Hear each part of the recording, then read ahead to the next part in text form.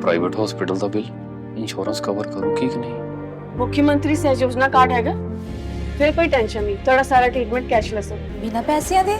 जी हाँ, ਹਰੇਕ ਨਾਗਰਿਕ ਜਿਹੜਾ ਹੈ ਉਹ ਮੁੱਖ ਮੰਤਰੀ ਸਿਹਤ ਕਾਰਡ ਜਦੋਂ ਬਣ ਗਿਆ ਤਾਂ ਉਹ 10 ਲੱਖ ਰੁਪਏ ਦਾ ਮੁਫਤ ਤੇ ਕੈਸ਼ਲੈਸ ਜਿਹੜਾ ਇਲਾਜ ਕਰਾਉਣ ਦੇ काबिल भी होगा, एलिजिबल भी होगा। पंजाब सरकार लेकर आई है दुनिया की पहली सेहत योजना। अब पैसे के कारण पंजाब का कोई भी नागरिक बढ़िया इलाज से वंचित नहीं रहेगा। सेहत का हक सबके लिए।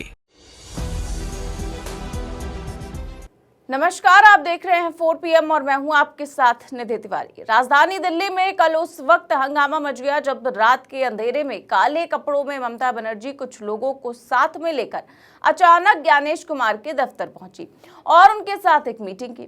लेकिन ज्ञानेश कुमार के साथ इस मीटिंग के दौरान ममता बनर्जी के साथ कुछ ऐसा हुआ कि अचानक बीच में उनको मीटिंग छोड़कर बाहर आना पड़ा और बाहर आकर उनको प्रेस कॉन्फ्रेंस करके ये क्यों कहना पड़ गया कि ऐसा इलेक्शन कमिश्नर उन्होंने कभी नहीं देखा। आखिर क्यों उन्होंने चुनाव आयोग को बीजेपी का IT सेल बताया। इसके साथ ही साथ ममता ने ज्ञानेश कुमार के साथ मीटिंग का एक वीडियो भी लीक कर दिया है, जिसके बाहर आने से चुनाव आयोग में तहलका मच गया है। तो आखिर इस वीडियो में ऐसा क्या है जिसके बाहर आते ही ज्ञानेश कुमार परेशान हो गए और ममता की चुनाव आयोग की मीटिंग में क्या क्या हुआ, बताएंगे आपको अपनी इस रिपोर्ट में। तो पश्चिम बंगाल में अगले कुछ महीने में विधानसभा चुनाव का ऐलान होने वाला है। इससे पहले राज्य में चल रहे SIR को लेकर ममता बनर्जी की सरकार और चुनाव आयोग में तल्खी चल रही है। SIR के सिलसिले में ही सोमवार को ममता बनर्जी मुख्य चुनाव आयुक्त ज्ञानेश कुमार से मुलाकात करने दिल्ली पहुंची थी। लेकिन वो पश्चिम बंगाल से दिल्ली अकेले नहीं पहुंची थी, बल्कि उनके साथ वो परिवार भी थे जो राज्य में SIR से प्रभावित हुए थे और जिनके जिंदा रहते हुए भी चुनाव आयोग ने उन्हें मृत घोषित कर दिया। अब ममता जो है वो दिल्ली पहुंचे और एक्शन ड्रामा और हेडलाइन न बने, भला ऐसे कैसे हो सकता है। अब देखिए, CM ममता बनर्जी सबको लेकर दिल्ली स्थित बंग भवन में ठहरी हुई थी, लेकिन तभी वहां अचानक से अमित शाह की पुलिस पहुंच जाती है और उस भवन को घेरने लगती है। अब ममता बनर्जी पर किसी तरह का दबाव पड़े और वो चुप रह जाएं, ऐसा तो कभी हो नहीं सकता। ऐसे में ममता बनर्जी तुरंत एक्शन में आ गई और शाह की पुलिस को उसी के इलाके में खदेड़ दिया और उनसे सवाल पूछने लगी। पत्रकारों से बातचीत में ममता बनर्जी ने दावा किया कि बंग भवन में ठहरे पश्चिम बंगाल के लोगों को धमकी दी जा रही है और उन्होंने भारी पुलिस तैनाती पर सवाल उठाया। आज सत्ता की आंखों में आंखें डालकर पत्रकारिता करना बेहद मुश्किल हो गया है। हम पर मुकदमों से लेकर चैनल को बंद करने का दबाव बनाया जा रहा है। मुश्किल दौर है, लेकिन हम हार नहीं मानेंगे। इसीलिए 4 PM को ज्यादा से ज्यादा ज्वाइन करें और स्वतंत्र पत्रकारिता को जिंदा रखने के लिए जितना हो सके हमारा आर्थिक सहयोग करें। उम्मीद है कि आपके सपोर्ट से ये जंग भी हम जीत जाएंगे। कि हमारा लोग अगर बंगाल से कोई आए तो हमारा बंगो भवन जो हमारा प्रॉपर्टी है उधर में जाके वो लोग सेट करे। ये क्या है, सुप्रीम कोर्ट के हमारे केस चल रहा है, जुडिशियरी के ऊपर हमारा आस्था है, हमारा केस, हमारा इलेक्शन कमीशन में मीटिंग है। तो ये लोगों को ये सोचना चाहिए था कि हम ऑफिशियल अपॉइंटमेंट लेके आए हुए है। 150 आदमी को डेथ हो गया है, उसका परिवार बात नहीं कर सकता है मीडिया के साथ। हमारा बहुत सारे परिवार आया जो जिंदा है, जिसको मौत दिखाया वोटर लिस्ट से हटाने के लिए, उसका हक छीनने के लिए। तो इसी के लिए मैं जब सुना, मैं चला जिधर जिधर में वो है उधर में दिल्ली पुलिस भेज दिया है। जब दिल्ली में एक्सप्लोजन होता है तो तब दिल्ली पुलिस कहाँ रहता है। हम दिल्ली पुलिस को ब्लेम नहीं करेंगे, हम तो ब्लेम करेंगे उसको जो माथा पे है, उसको। हिमालयन इनकॉम्पिटेंस है, देश को सुरक्षा नहीं दे सकता है, बंगाल को ऊपर टर्चर करते हैं, आम जनता को ऊपर टर्चर करते हैं और SIR का नाम पे सत्यानाश कर रहे हैं। इसी के लिए उनका घर में भी माँ है, बहन है, भाई है। दिल्ली पुलिस ऐसा नहीं है, हम उसको नहीं कहेंगे, वो तो इंस्ट्रक्शन पे आई हुई है। अब देखिए, पुलिस के मौजूद होने के बाद भी ममता घबराई नहीं और वो पीड़ित परिवारों को अपने साथ लेकर चुनाव आयोग के दफ्तर पहुंच गई। उनके साथ टीएमसी के राष्ट्रीय महासचिव अभिषेक बनर्जी समेत पार्टी के अन्य नेता भी मौजूद थे। बताया जा रहा है कि ये मुलाकात करीब 1.5 घंटे चली। इस दौरान एक 40 सेकंड का वीडियो भी सामने आया जो चुनाव आयोग के ऑफिस के अंदर का है। ये वीडियो मीटिंग से पहले का लगता है। इसमें आप देख सकते हैं कि इस वीडियो में वो पीड़ित परिवार और टीएमसी के सांसद और खुद मुख्यमंत्री ममता बनर्जी मौजूद हैं। लेकिन जो सबसे दिलचस्प तस्वीर है वो इस वीडियो के आखिर में आती है, जहां देखने को मिलता है कि पूरा प्रतिनिधिमंडल ज्ञानेश कुमार के दफ्तर में दाखिल हो रहा है और ज्ञानेश कुमार अपने अधिकारियों के साथ टेबल पर बैठे हुए हैं।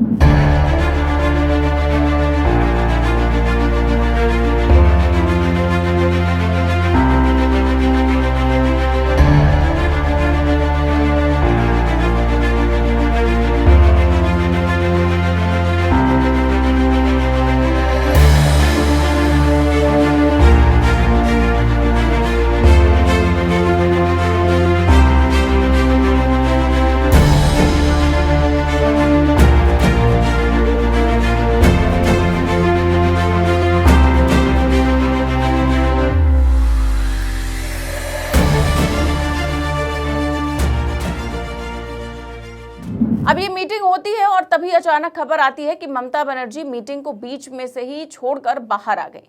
बाहर आते ही ममता बनर्जी प्रेस को संबोधित करते हुए चुनाव आयोग और ज्ञानेश कुमार पर बरस पड़ती हैं। इस मौके पर उन्होंने क्या कुछ कहा, सुनिए। 4 टर्म्स मिनिस्टर थे, 7 टर्म्स एमपी थे, लेकिन हम कभी ऐसा इलेक्शन कमीशन को नहीं देखा जिन्होंने इतना एरोगेंट है, ग्रेट लायर है। हम उनको कहा था कि आपको कुर्सी को हम रेस्पेक्ट करते हैं, because no chair is permanent for anybody, one day you have to go, but don't create this president and only why Bengal is being targeted. उनका बात करते हैं, उन्होंने कहा था उन्होंने जो किया है ठीक किया है। हमने बोला आपका कैमरामैन अनाउंस के इधर में अलाउ किया, बाहर का कैमरामैन को क्यों अलाउ नहीं किया? आपको जो मर्जी है आप डेकोरेशन करके करेगा, बाहर में बताएंगे, लेकिन बाहर का एक भी कैमरामैन को आप घुसने नहीं दिया। क्या लोकतंत्र को छुपाने के लिए? मैंने बोला आपका हाल भी धनकर का माफिक होगा। आप बीजेपी का वॉइस से काम कर रहे हैं, आप इंक्लूशन नहीं कर रहे हैं, आप डिलीशन कर रहे हैं। आपका पास बीजेपी का पावर है, हमारा पास जनता का पावर है, तो हम उसको बॉयकॉट करके चले आए। हम लोगों को अपमान किया है, असम्मान किया है, ह्यूमिलिएट किया है। I have not seen this type of election commission. He is very arrogant. जानबूझ के इतना खराब बिहेव हम लोगों के साथ किया है। मैंने कहा है कि I'm sorry कि आपका साथ हम लोगों ने मिलकर जस्टिस देने के लिए आए थे। हम 5 लेटर दिया, एक भी रिप्लाई उन्होंने नहीं दिया।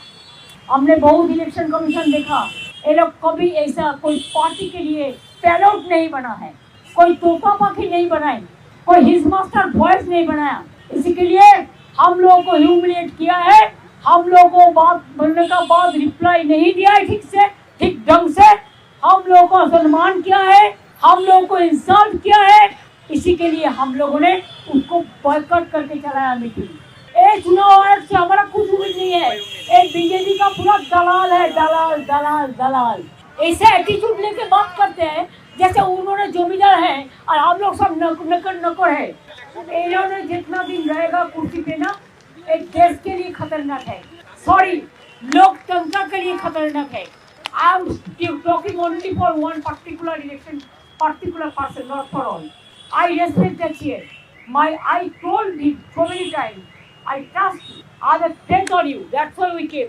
लेकिन उन्होंने बात ही नहीं सुनता है, बात ही नहीं सुनता है। जो बीजेपी बोलता है वही करते हैं। तो कुल मिलाकर इस पूरे घटनाक्रम ने एक बार फिर से सवाल खड़े कर दिए हैं कि क्या चुनाव आयोग अब सच में निष्पक्ष रह गया है या फिर सत्ता के दबाव में काम कर रहा है। ममता बनर्जी का मीटिंग बीच में ही छोड़कर बाहर आना कोई ड्रामा नहीं, बल्कि उस सिस्टम के खिलाफ विरोध था जहां एक चुनी हुई मुख्यमंत्री और पीड़ित परिवारों की बात तक सुनने की गंभीरता नजर नहीं आई। जिन लोगों को जिंदा रहते मृत घोषित कर दिया गया, उनकी पीड़ा लेकर ममता चुनाव आयोग पहुंची, लेकिन वहां संवेदनशीलता की जगह बेरुखी दिखाई दी। सामने आया वीडियो इस बात का सबूत है कि ममता अकेले नहीं बल्कि पीड़ितों की आवाज बनकर गई थी। जब अंदर लोकतंत्र की बात नहीं सुनी गई तो बाहर आकर सच बोलना उनकी मजबूरी बन गई।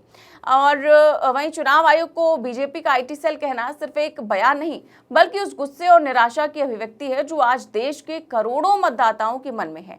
अब ये लड़ाई सिर्फ बंगाल की नहीं बल्कि लोकतंत्र को बचाने की लड़ाई बन चुकी है। फिलहाल इस पूरी खबर पर आपकी क्या राय है, हमें कमेंट बॉक्स में अपनी राय जरूर दें। चैनल को सब्सक्राइब भी करें और ज्वाइन भी करें। नमस्कार।